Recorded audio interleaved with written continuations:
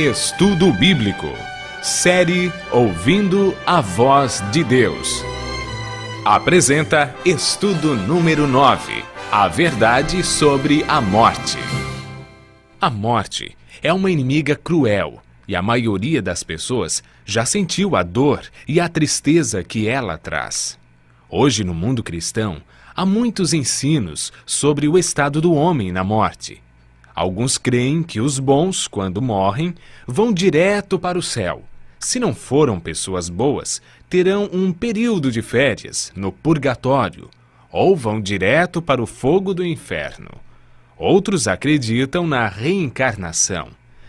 Vamos ver o que a Bíblia diz. Antes de compreendermos o estado do homem na morte, precisamos saber sobre a origem da vida. O homem é formado por dois ingredientes: pó da terra e fôlego de vida.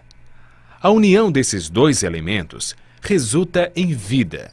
Gênesis capítulo 2, verso 7 declara: Então formou o Senhor Deus ao homem do pó da terra, e lhe soprou nas narinas o fôlego de vida, e o homem passou a ser alma vivente.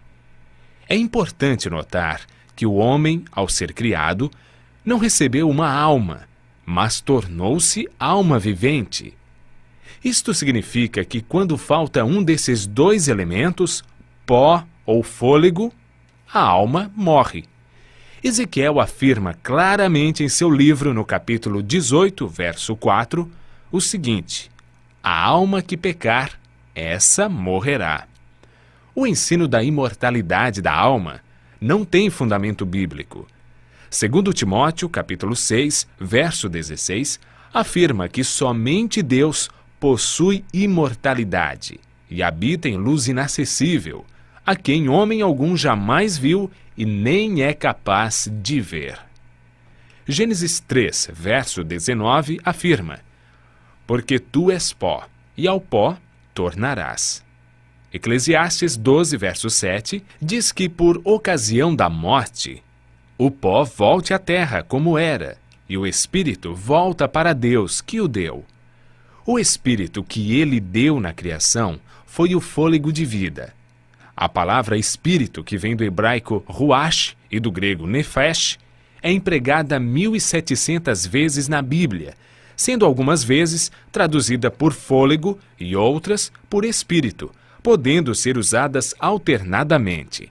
Portanto, espírito na Bíblia nunca se refere a uma entidade consciente, desencarnada. Pelo contrário, Davi afirma: os mortos não louvam ao Senhor, nem os que descem ao silêncio.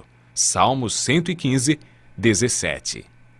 O homem, ao ser criado, recebeu imortalidade condicional. Para mantê-la, deveria viver em obediência. Gênesis capítulo 2, versos 16 e 17 diz: E o Senhor Deus lhe deu esta ordem: De toda árvore do jardim comerás livremente, mas da árvore do conhecimento do bem e do mal não comerás, porque no dia em que dela comeres, certamente morrerás. Deus declarou claramente: morrerás. Foi Satanás, através da serpente, quem declarou: é certo que não morrereis. Essa foi a maior mentira do universo que se mantém até os dias de hoje. Adão e Eva conheciam apenas um mundo cheio de vida, e a morte era um mistério.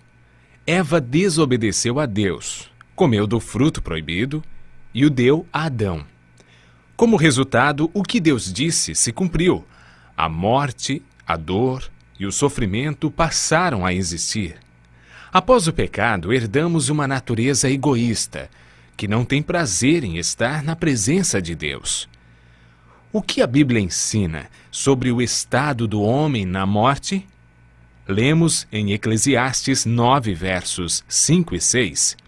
Os vivos sabem que hão de morrer, mas os mortos não sabem coisa nenhuma, nem tampouco terão eles recompensa, porque a sua memória jaz no esquecimento. Amor, ódio e inveja para eles Já pereceram, para sempre não têm eles parte em coisa alguma do que se faz debaixo do sol. A Bíblia diz que os mortos não sabem coisa alguma.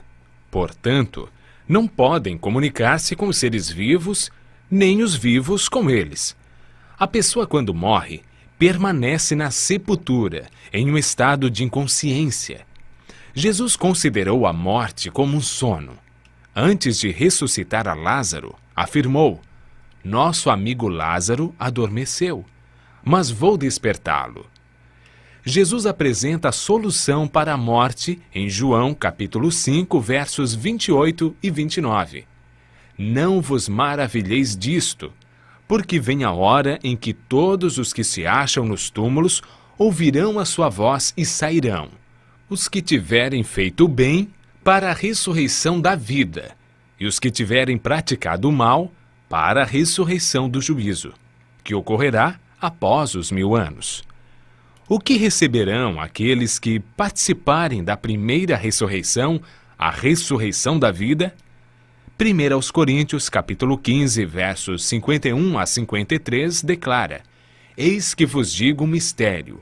Nem todos dormiremos, mas transformados seremos todos, num momento, num abrir e fechar de olhos, ao ressoar a última trombeta. A trombeta soará. Os mortos ressuscitarão incorruptíveis, e nós seremos transformados, porque é necessário que esse corpo corruptível se revista da incorruptibilidade, e que o corpo mortal se revista da imortalidade. Desde que o homem pecou, perdeu a imortalidade. Mas, por ocasião da segunda vinda de Cristo, os que o aceitaram como seu Salvador receberão a dádiva da imortalidade conquistada por Jesus na cruz. João afirma, e o testemunho é esse, que Deus nos deu a vida eterna, e esta vida está no seu Filho. Aquele que tem o Filho tem a vida. Aquele que não tem o Filho de Deus não tem a vida. Cristo promete que o vencedor de nenhum modo sofrerá dano da segunda morte. Aqueles que aceitam a Cristo e a salvação que Ele traz experimentarão alegria indescritível por ocasião de sua vinda. Desfrutando felicidade eterna, passarão toda a eternidade em companheirismo com o seu Senhor e Salvador. Continue ouvindo a voz de Deus e obedecendo a sua palavra, e desfrute pela fé a esperança da imortalidade.